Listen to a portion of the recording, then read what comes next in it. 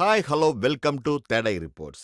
இப்போ நம்ம பார்க்க போறது விக்ரம், அனுஷ்கா, அமலா பால், சந்தானம், நாசர் மற்றும் பேபி சாரா நடிப்பில் வெளிவந்த தெய்வத் திருமகள் படத்தினுடைய திரை விமர்சனத்தை பத்தி தான் பார்க்க போறோம். இந்த திரைப்படத்திற்கு ஜி.வி. பிரகாஷ்குமார் இசையமைத்துள்ளார்.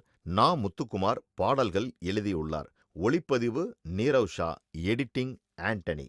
தயாரிப்பு எம். சிந்தாமணி மற்றும் ரோனி ருக்ஸ்வாலா.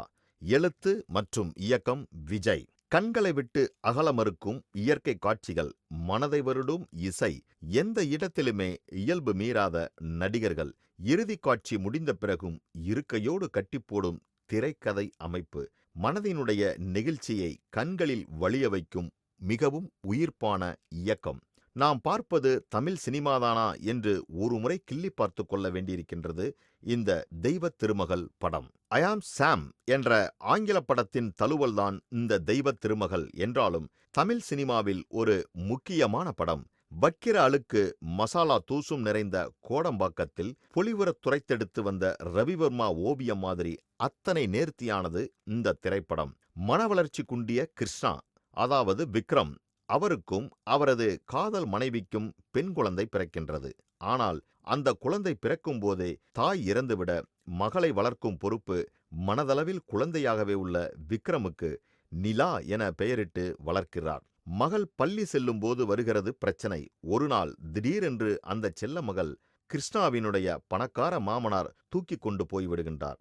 மனர் வளர்ச்சி குன்றியவனுடன் குழந்தையை விட முடியாது என்று நியாயமும் பேசுகிறார். வழக்கறிஞர் அனுராதா துணையுடன் நீதிமன்றம் போகின்றான் கிருஷ்ணா.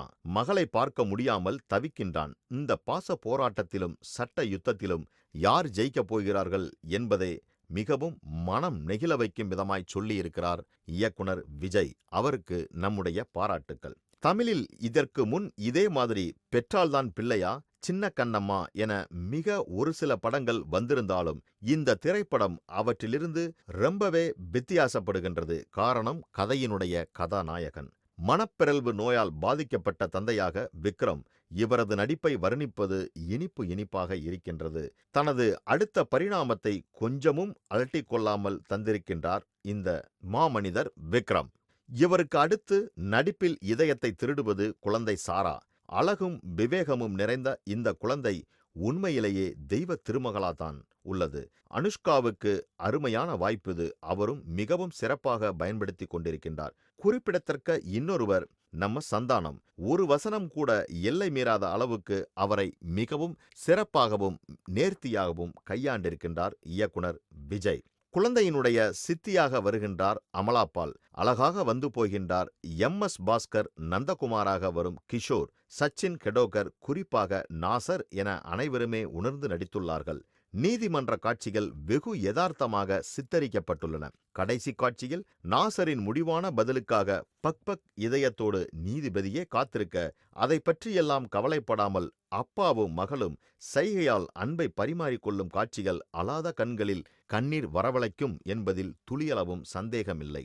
ஜி.வி. பிரகாஷினுடைய இசை உண்மையிலேயே பிரமாதமாக அமைந்துள்ளது. இப்போதுதான் அவர் காட்சிகளை உணர்ந்து இசை கொடுத்திருக்கின்றார். தந்தை பாடும் தாலாட்டில் இசையும் முத்துக்குமாரினுடைய பாடல் வரிகளும் மிகவும் அற்புதம்.